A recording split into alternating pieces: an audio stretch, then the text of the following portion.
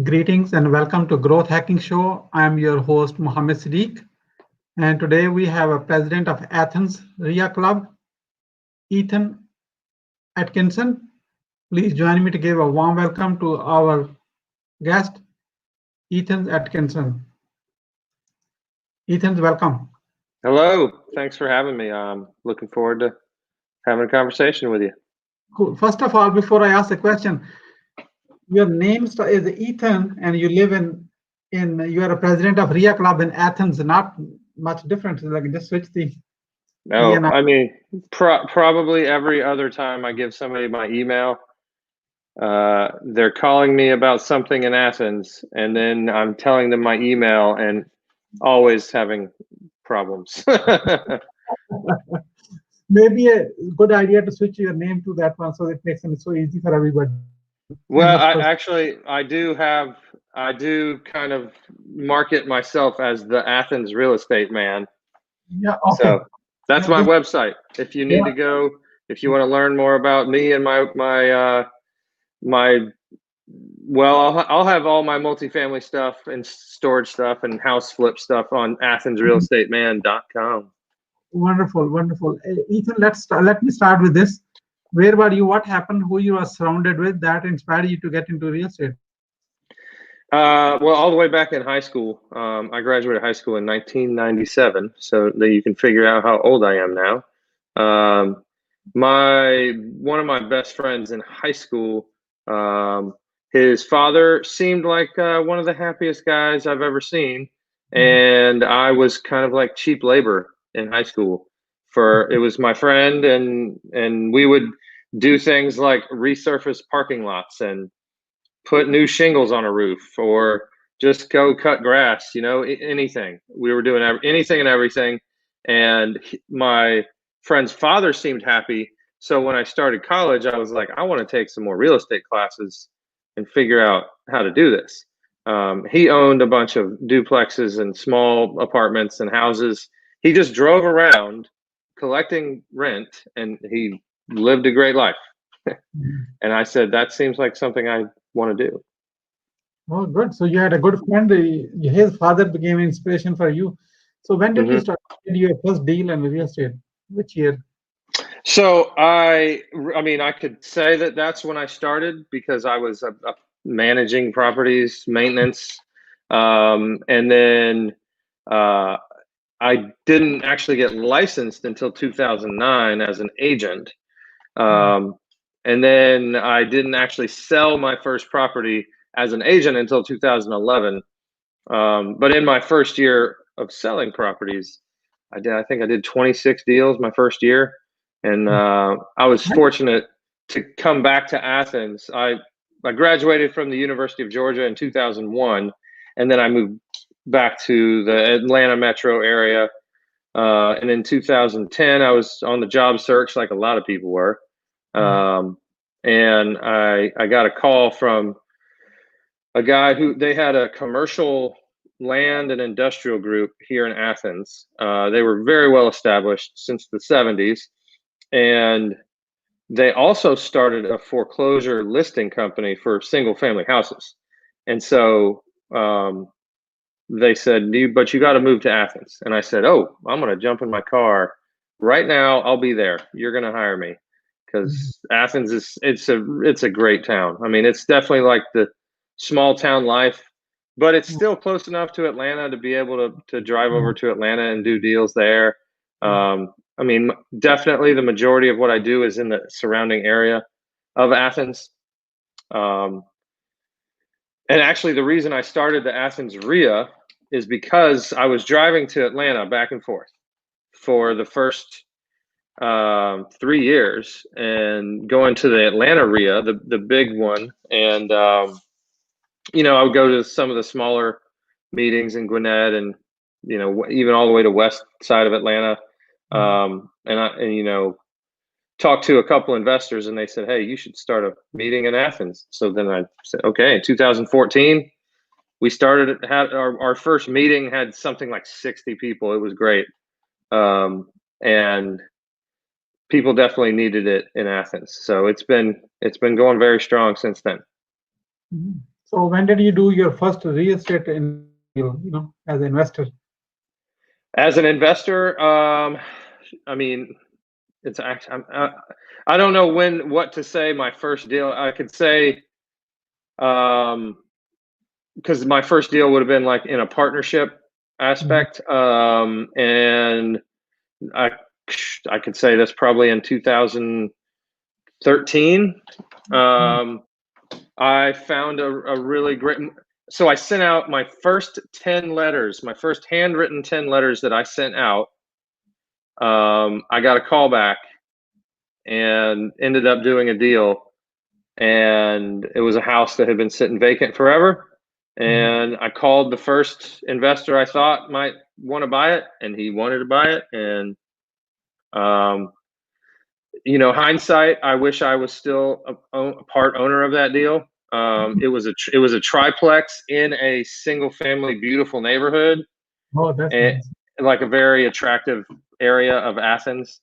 Mhm. Um, just the lot alone was worth about 70,000, but we didn't know if we were going to tear the house down or, there was definitely a lot of reconstruction. So all I did was wholesale it to the investor. He Mhm. kept it as a triplex, and we bought it.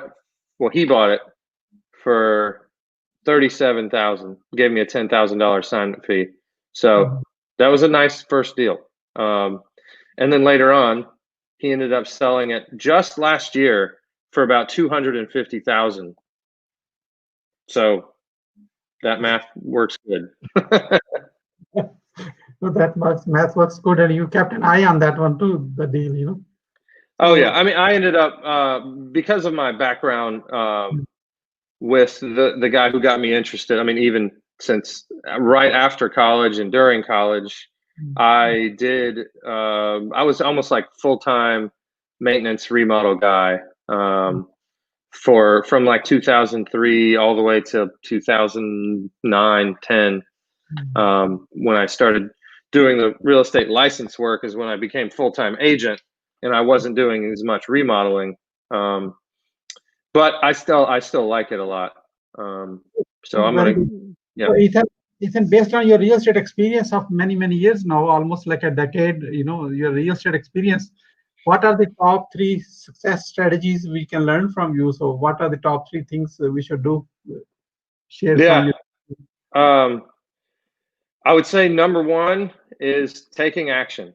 Um, whatever marketing method uh, or whatever marketing method you like, whether it's online, maybe you're just doing Facebook, maybe you're sending emails or messages directly to people, Mhm. whether you're handwriting envelopes or you're using some mailing service to do 3,000 a month.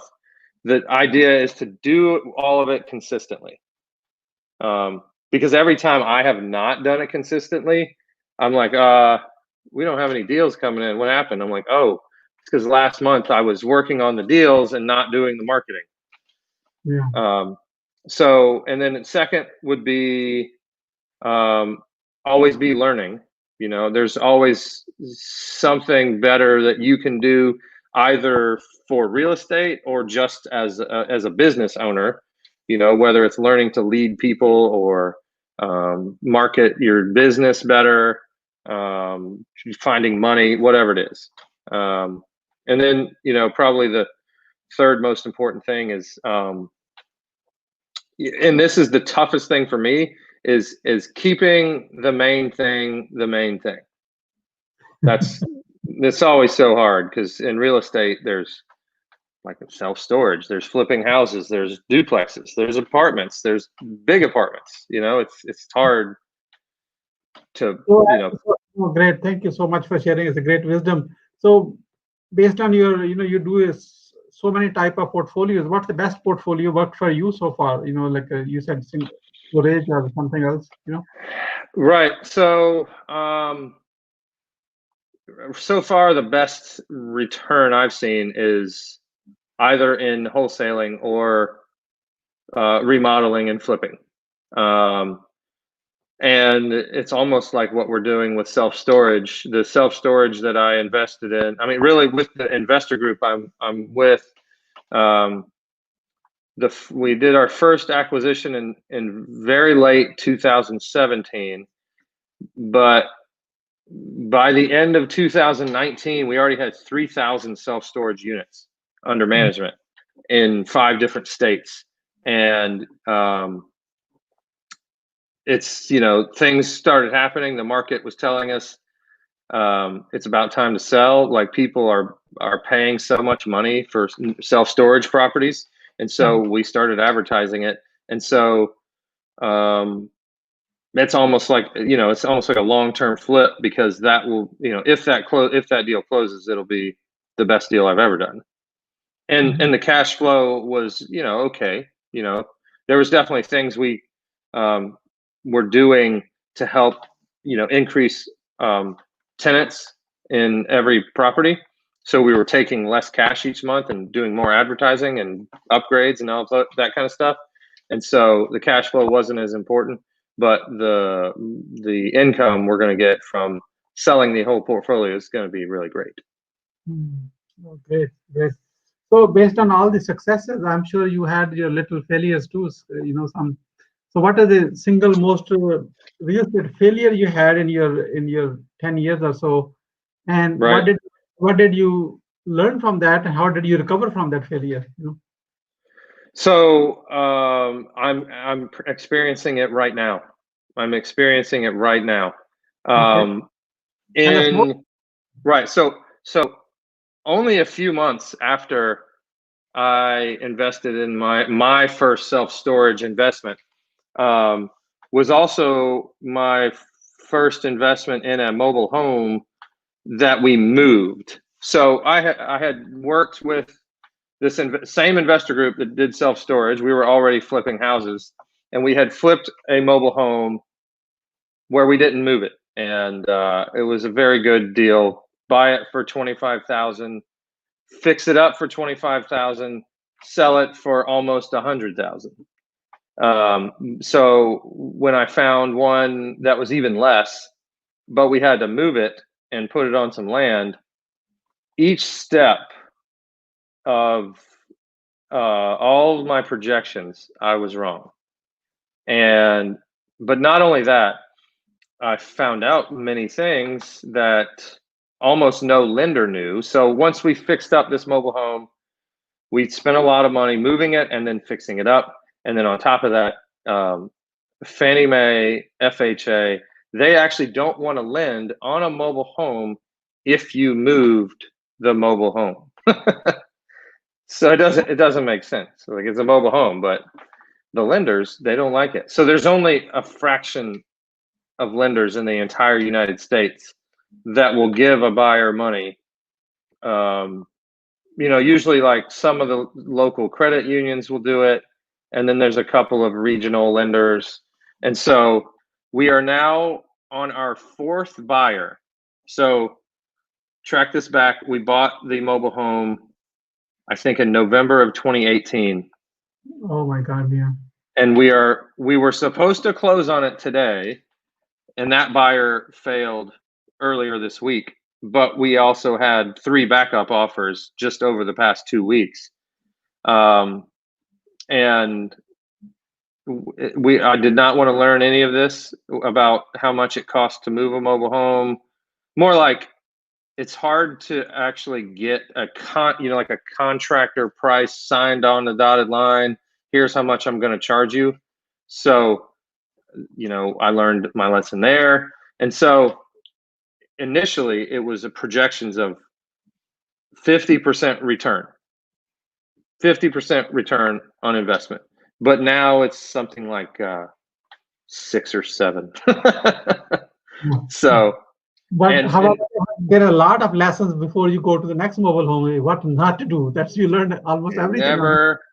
The number one lesson learned: if you're going to move a mobile home, it better be into a park that you own. That's it. That's it. Otherwise, don't move. Otherwise, don't move a mobile home. then what's it? Then that goes against the definition of a mobile home anyway. I know it does not make sense when you tell anybody this story. Yeah. But FHA, and Fannie Mae are they're the guys who make the rules. Cool. So let's talk about your REIA club, the Athens REIA club. Yeah. So how frequently you meet? Talk about that you meet a first Thursday. Hey, I have a contractor. We will be finished in 2 minutes. Yeah. Oh, okay, great. So just tell us about REIA club, so people who are watching this now or maybe in future recorded. Right. So one of the best things about Athens is that is the home of the University of Georgia. So a great thing that we probably talk about at almost every other meeting is something about student housing or something related to the University of Georgia. And Airbnb does really well here. So I would say our REIA keeps growing because even in our small town, there's new investors all the time who are showing up at these meetings. And then there's experienced investors who keep coming, who've been coming for like 4, 5, 6 years, and they get a lot of benefit. And so, like everybody's welcome. It doesn't matter if you just heard your first real estate podcast or got your first real estate book. Like just last month, I helped a first-time wholesaler do his first deal. And so by the time I helped him close his first deal, he already had 2 more lined up that he did all on his own. So because he came to our group. Yeah, no, it's great. In fact, I like to share, I have a business partner. He's a recluse billionaire, Mr. O. If you like, I can make a connection to you, so that way you can actually grow your REIA to the next level and help your members more. All right, great. I'd love to talk to him. Yeah, we're always trying to grow and get better. Absolutely. I know you have to go, so thank you so much, Ethan Atkinson, That's for right. sharing wisdom with us today on the behalf of Growth Hacking Show community and our entire team. We really appreciate you. This is Muhammad Siddique signing off from Atlanta, Georgia, and all good wishes. Thank you very much, Muhammad. Talk to you soon.